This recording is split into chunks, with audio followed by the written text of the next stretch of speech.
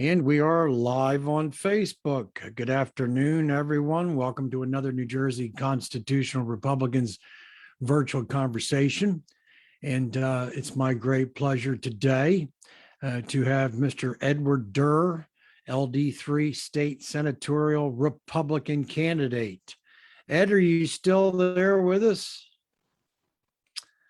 I believe he may have dropped off for a moment, but let's give him an opportunity to get back on with us. Here we go. And we'll be discussing with Ed his candidacy. Sorry. Running. I must have hit a button or something. I don't know. It all dropped out. That's all right, but I was just welcoming you, Ed, running for LD3 Republican state senatorial candidate. Ed, thank you for joining me today. Thank you for having me, JR.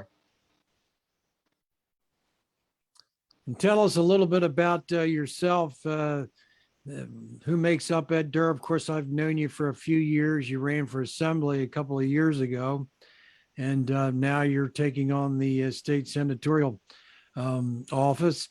But tell us a little bit about Ed Durr. Well, I was born and raised in New Jersey, lived here all my life.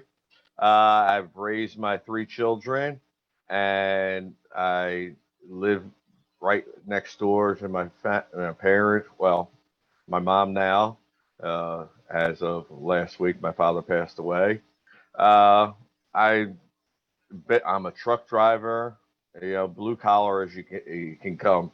I gravitated through doing carpentry and ended up in driving. I've been doing that for the last 25 years. And that's pretty much the general of me. I was never really a politics guy. And then I got involved when I started following your Facebook group with the Constitutional Republicans. And it's just instilled a desire to get involved. And Edward, you've been campaigning vigorously. You've been knocking on a lot of doors. What's been the response that you've gotten from the people that you've been in contact with during the campaign? I would say generally, 99% has been very positive. Occasionally I'll come across those hard, die-in-the-wool Democrats who, just, refuse to budge, that they automatically have an anti-Republican hate, and you have to. But I have convinced many. I've come across many Democrats where I've spoken to them and enlightened them that this is not the Republican Party, that they feel they know. We are of the people.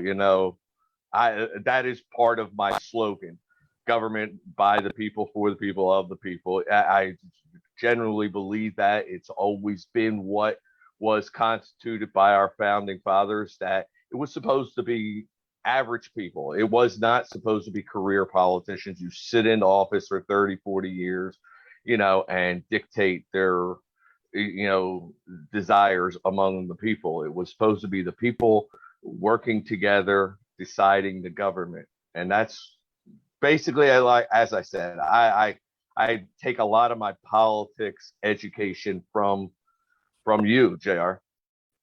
It came right from the instilling a desire when I started following your group. Well, I greatly appreciate that, Ed. And of course, we wholeheartedly, 100% support your effort and what you're doing. And what I think, and of course, when you talk about government of, for, and by the people, of course, that comes from our great first Republican president, Abraham Lincoln. And we look to him and we look to his image in reforming the Republican Party back into his image. And of course, he revered the Constitution. And he said that we need to readopt at that time in 1854, and we need to readopt the principles of the Declaration of Independence. And that's exactly what we've done with the Constitutional Republican message, to restore those universal and timeless principles back within the Republican Party, and then protecting and protecting those principles with adherence to our Constitution. The Constitution protects the principles. And you immediately a couple of years ago, when you came to our meetings, you gravitated towards that ideal of preserving those ideals, and you've used those ideals to want to represent the people of LD3. And I commend you for it. And I also want to say that you are the only candidate that I know of who first said that this year's election is not a vote or a plebiscite, rather, on property taxes, but rather this year it's a referendum, if you will, on rights, on natural rights of the people, which were all abrogated during Phil Murphy's unjust and unconstitutional mandates related to the COVID-19 pandemic. And I commend you for that, because that is a very, very honest and true evaluation of this current situation. Republicans have traditionally in New Jersey only stressed the importance of property taxes, which of course are very, very important. And our property taxes are entirely too high, and too much money spent, not spent frugally, not spent responsibly. That's a whole other issue. But you're talking about natural rights, the rights of the people. And that is what I give you great commendation for identifying, talking about rights and natural rights and protecting them. Well, I thank you for that. As I said back when I was speaking about that, we of course, as you said, it is important. Everybody's finances, the taxes, they are outrageous in this state. But with the pandemic that took place and the removal of everybody's rights from whether going to work, the children going to school, or just assembling or going and worshiping your God of choice, it all comes down to your basic inalienable rights that no man has a right to remove that from an individual. And it's just, and with our legislature who sat by and allowed this to take place without one word out of either the Senate president or the speaker. And it was a failure of their job. And they stopped becoming a representative when they stopped doing their job. And in my personal opinion, forfeited any rights of reelection. Right. And of course, we see in our state constitution, the very first phrase is that the people are free and independent, naturally free and independent.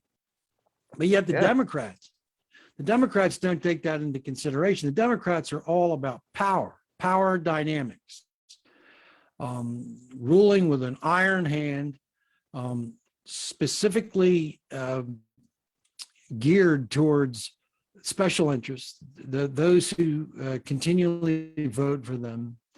And their objective is to represent those constituents who put them and keep them in power. They're not interested in treating everyone equally. They're not interested in the 14th Amendment philosophy of equal protection and application of the law to everyone indiscriminately. The Democrats are all about discrimination. They're all about separation. They're all about division. They're all about sectarianism.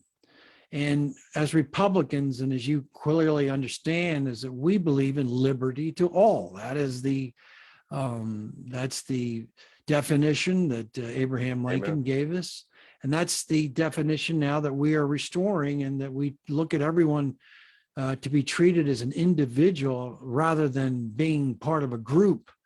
Of course, the Democrats are very, very interested in what a person is rather than who that person may be. And it's amazing to me, Ed, that they've completely abrogated, completely put aside Martin Luther King's remarks about judging people not by the color of their skin, but by the character of their being. And the Democrats have completely forgotten that. But yet on MLK Day, they'll be the first one to say, oh, yes, MLK. Martin Luther King personified Republican principles in that statement that he made.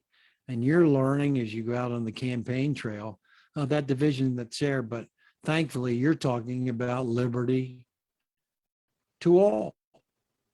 Well, that's what I firmly believe, that every individual has their inalienable rights, and the government is in place to protect our rights, not to, you know, decide what is allowed. They want to rule as a king again, and that is what has been lost very easily, in my opinion, because too often people get lost in the mundane life of daily life of a job, and they tend to forget about what rights have actually been stolen from them. And it's, I believe it is the job of a representative to fight for their rights, to go to Trenton or go to DC, as whichever it be, and fight for the people's rights, to make sure that the government doesn't, you know, become overbearing. I mean, it's one of the founding principles in our Constitution of, the First Amendment is guarded by the Second Amendment to stop the tyrannical government. And that's what we have right now in New Jersey, is a tyrannical government, because it is one man deciding the fate of all. Yes, and we've seen a numerous abrogation of state constitution rights. Of course, the rights and privileges, Article 1 also says that all political power is inherent in the people, not in the Senate president, not in the governor, not in the Supreme Court, but in the people. And what protects the people's natural rights is the Constitution. But we understand and we clearly know that the Democrats in the state are influenced by the precedent sent by FDR, Franklin Delano Roosevelt, initially proposed by the political scientist Woodrow Wilson, who became president, former governor of New Jersey as well. And they believe in a progressive ideal. They believe in a living constitution. They believe that the government is best in the hands of experts. Phil Murphy considers himself to be an expert. He believes that Judith Petrocelli, the commission woman of the Department of Health, is an expert. And these experts are better equipped than elected representatives to decide what is best for the people. And that means no acknowledgement of natural rights. That means listening to them. And of course, the people who are appointed to these administrative and bureaucratic agencies like the EPA, like the Department of Education, they are all progressives as well. And they believe that they know better than what the people do and what their representatives do for the voters. So this is a very, very, and of course, then we talk about the purpose of government. They believe that the purpose of government is to give special rights and privileges to those that support them, special interest groups, racial identities, unions, labor unions, public unions, and so forth, at the expense of the rest of the private electorate, the rest of private citizens. And so there's a tremendous chasm there between ideological and philosophical difference between the Democratic progressives like Steve Sweeney and Phil Murphy, and then what we believe in as constitutional Republicans is the Constitution being the mechanism best equipped to defend the natural rights. And every candidate, like yourself, should be evaluated on what they know, constitutional literacy, intellectual rigor, and whether they are going to stay faithful to the Constitution, or do they believe, as the progressive Democrats, the Constitution is an inadequate, antiquated, obsolete document, which is precisely what the Democrats believe. And this is why they are able to wield the power that they do. But this is why it's important for men like you to run and to sacrifice much of your time and effort in order to properly represent the people. That's precisely what the founders intended. Well, I thank you for that. Yeah, I find that there's certain aspects. I'm not as versed as you would be in the New Jersey's Constitution. But part of what has been a failure also is that we had the equal branches in our government that was in the Constitution, Yes. yet it was ignored when Governor Murphy decided to rule back in 2020 of March, and he started right from there deciding everybody's fate. It's just like it is the legislature that is the holder of the purse strings, not the governor. Yet he went and borrowed money unconstitutionally, drawing the citizens further into debt, and he spends it freely to his special interests, as you speak of. It's to buy his votes. That is what the man has been doing. And, and I've said it before, a lot of people see a difference. There's a animosity between Senator Sweeney and Governor Murphy, but I believe it is a truce of mutual respect to defeat Jack and to retain their power, because that is my belief that right now their goal is to end any Republican opposition. They want to continue to run that single party rule in this state. There's no question about it. The Democrats look at the political contest as war, and they all hold to the Machiavellian ideal of the ends justifies the means, regardless of what ploy they incorporate, whether it's demeaning or looking to expose historical faults or issues that may arise, demeaning their opposition, demeaning Republicans. They will go to any lengths to acquire victory. They're ruthless. And this is, unfortunately, too many people have supported this philosophy, this Machiavellian philosophy of politics.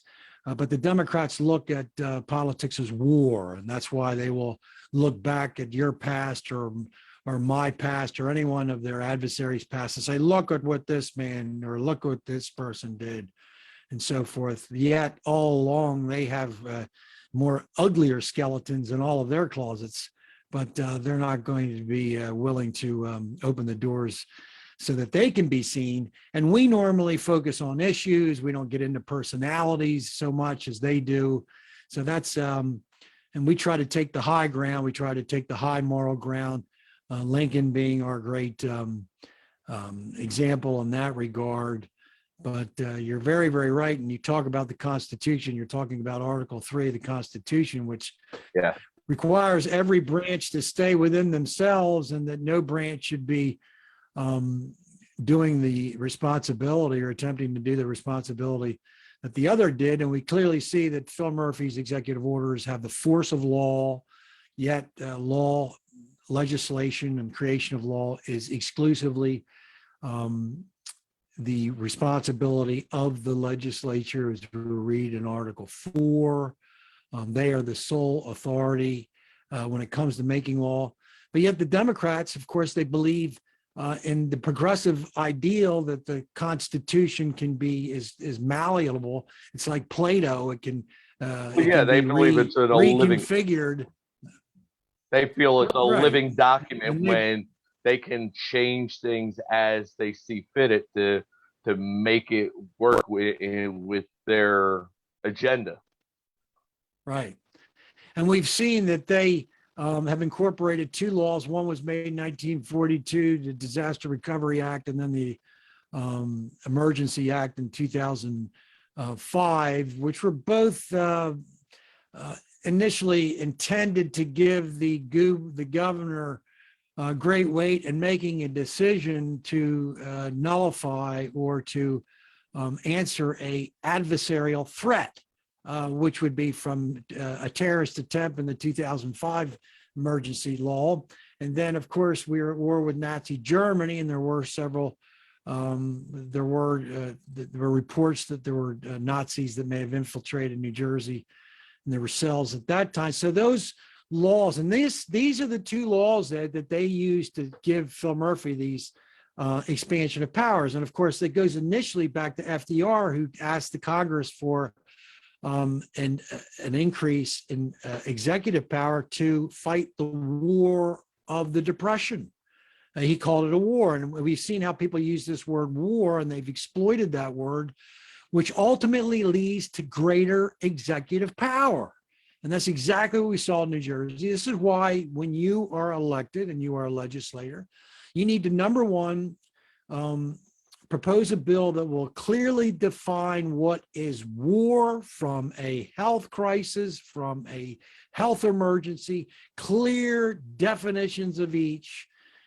Then you're going to need to restrict the gubernatorial usage of executive orders so that they don't usurp the power of the legislative branch, and to define that if the governor is going to be using executive orders, it needs to be for an adversarial threat against a real adversary, not a pathogen, not an economic crisis you're calling a war. That word war needs to be clearly defined. And we see in our federal constitution that only the Congress has the authority to declare war. And the last time we did that constitutionally was in 1942. And look how many wars we've been in since. So this is why it's so important to restore the Constitution, which protects all those men and women you're asking to go over and forfeit their natural rights and give up their lives and to fight for and to die for. And that's why legislators and politicians have to take greater implement and restore the integrity and the veracity of our Constitution, whether it's the state or the federal. Well, I think too often what you have is too many people get in office in the legislature and they just want to pass the buck. Our governor is probably one of the most powerful governors in the union with his executive orders, and that needs to be reined in. That is something that has been abused repeatedly on both sides, and it needs to be changed. There is a clear structure of government that was set in place in New Jersey, and it has been ignored repeatedly. And it does, as you said, it needs to be reined in. It has to, and that's where it comes to individuals in the legislatures working together to get us back to what was set in our Constitution. You know, and that will be one of my main goals. That's true. And the founders went to great lengths, Ed, to make sure that the power was not concentrated in one man. And that was a direct reaction to the reign of King George III. And the idea for the president, and of course, George Washington sets the example to this very moment for every single executive, every single president, every single governor. He sets the example. And his example was an example of that example is when he said the Constitution is the document that I will never, ever abrogate or turn from. And that should be the aspiration, the number one priority that every executive, whether gubernatorial or the president, has in mind, that the Constitution is the document by which they will always defend and uphold. And of course, we get into trouble when they don't. And we've seen Phil Murphy and the Democrats use the opportunity to capitalize on the COVID-19 situation to inflict unprecedented power, unilateral power inflicted upon the people of New Jersey by Phil Murphy in the name of a health crisis, which was woefully miscalculated, which relied on pseudoscience, specious science, arbitrary science. And he basically relied on one person, Judith Petrocelli, to come up with many of the mandates, as opposed to talking to all of the state senators, talking to all of the assembly, talking to all the local representatives, to the mayors, to the townships, to the freeholder boards, on and on and on. That would have been real leadership to get everyone involved. We didn't need to impose lockdowns in Cape May County or in Cumberland County or in Salem County, like maybe would have been suggested in Hudson County or the more populous counties. To take a broad brush overall application of these mandates to everyone equally was absolutely unjust and unfair. And of course, Murphy, like, go ahead. Well, he was very inconsistent with it. First off, he never showed any of the science. He refused to answer any of the FOIA requests, which is a violation in my personal opinion. And then you heard him say it himself that the Bill of Rights was above his pay grade. Well, any person who believes that, I don't understand how they can ask to be a representative. That is one of the main aspects of their duties, is to know the Constitution, to defend that for the people. But Yes. when he went and did the things he did, he was inconsistent with it. He would go and march with BLM rioters with no mask, but he tells you can't go to church, or he tells your kids that they can't go to school, that they have to Zoom. But then he's having a party, in his backyard with a bunch of people. It was the inconsistency and the hypocrisy that he portrayed that truly, I think, angered many of the people. And that's why I firmly believe he is done come November 2nd. And Thomas Sowell, our state senator, Michael Testa, put up a quote from Thomas Sowell today that essentially made reference to the fact that the people who legislate and mandate are never held responsible or held accountable to those laws that they mandate, or that in this case with the executive orders, these are mandates. They're not legislated, they're not voted upon or agreed upon by a legislative body, but these elites who think that they know better will tell you what to do, but they're absolved from having to answer to those laws or to those mandates that they perpetuate. And that has always been.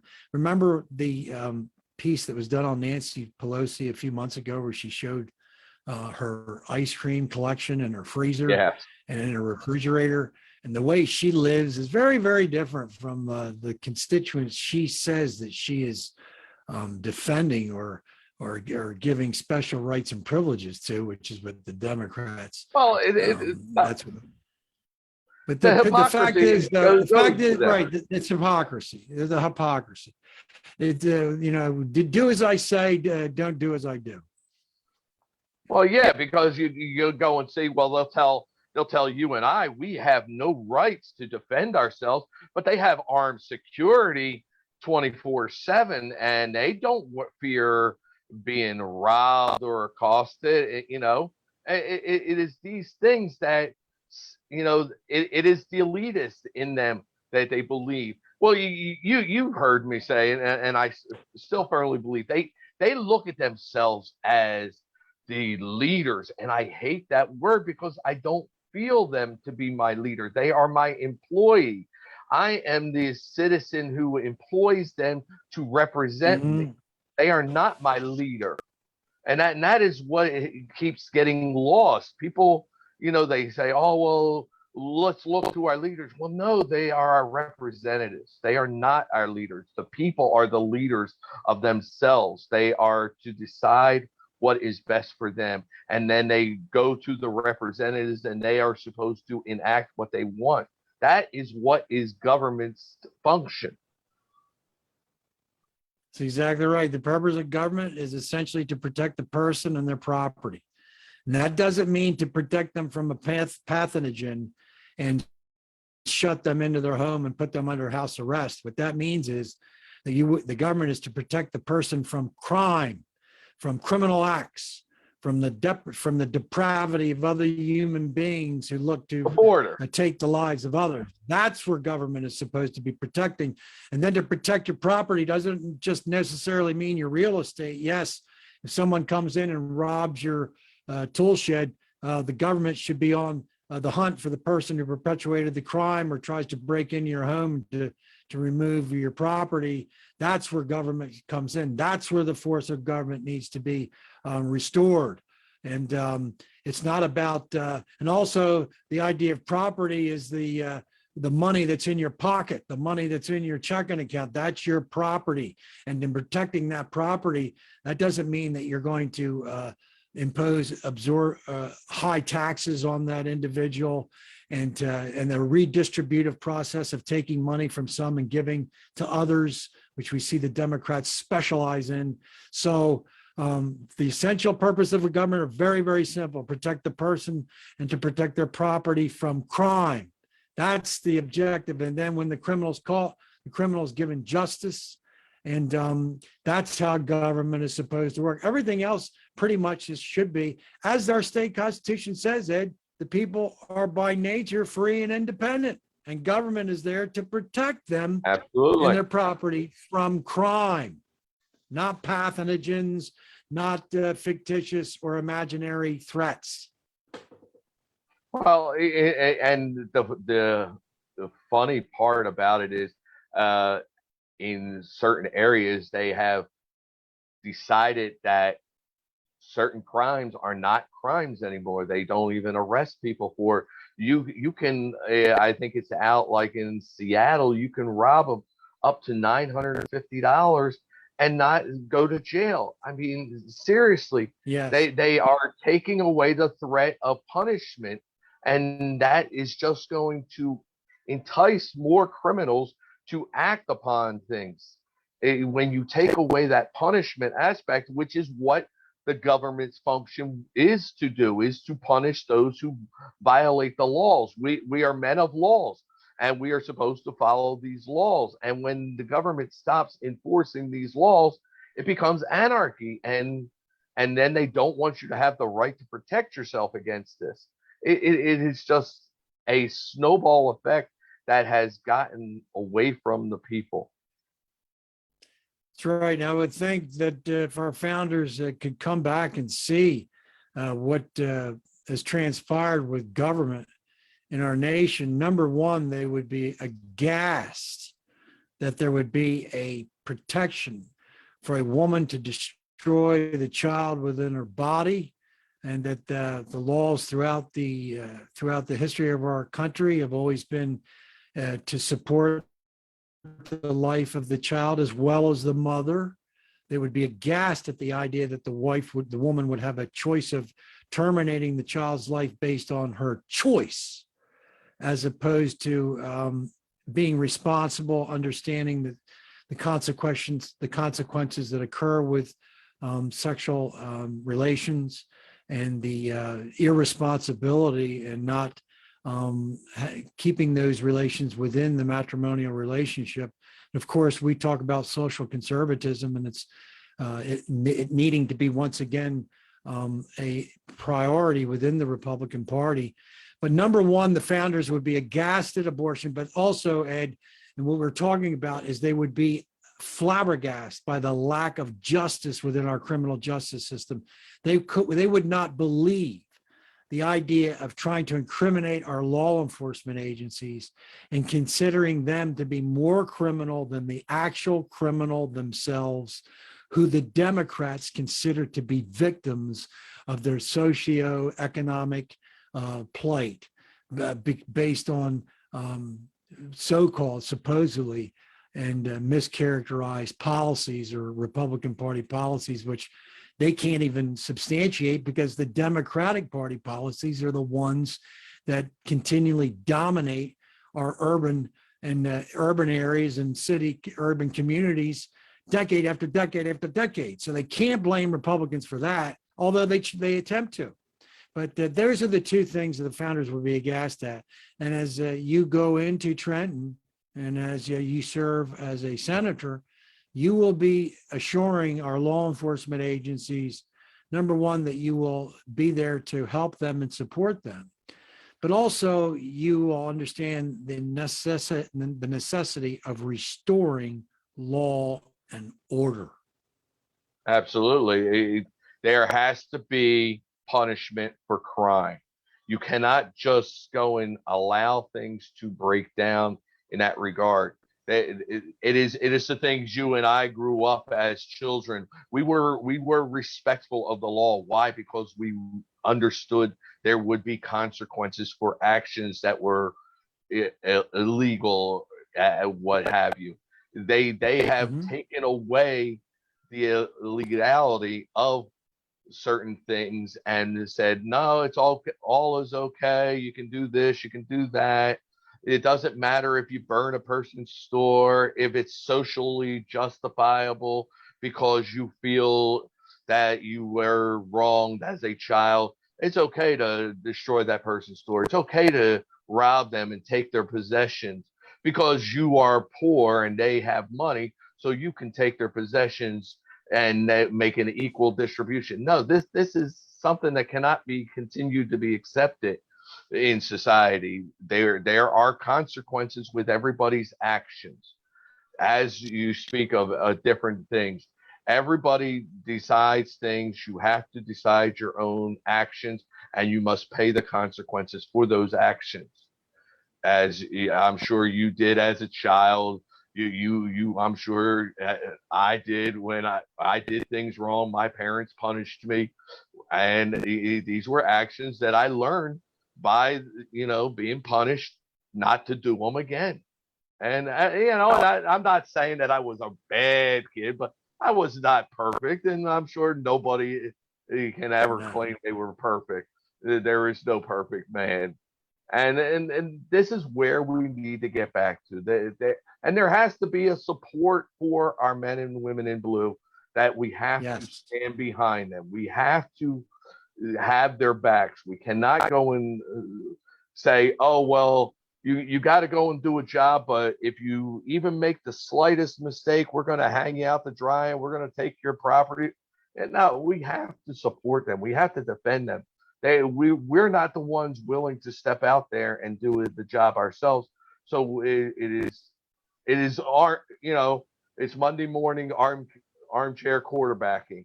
You can't make those decisions uh, so easily like that. You have to understand how hard the job is. I've had friends and family who have been in the law enforcement, and I understand the rigors of the job.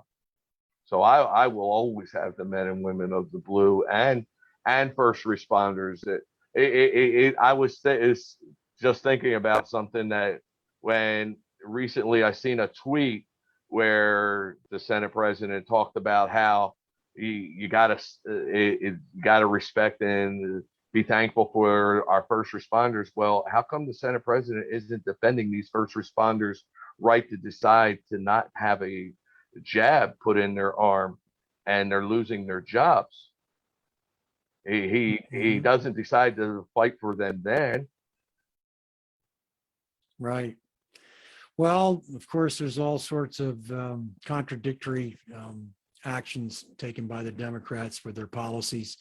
But three things that have kind of flown under the radar with the COVID-19 lockdowns and the emergency that the Phil Murphy's been able to exploit is, number one, that the Constitution requires the state to have a balanced budget each year and to not turn over that responsibility to the next fiscal year. That's been abrogated.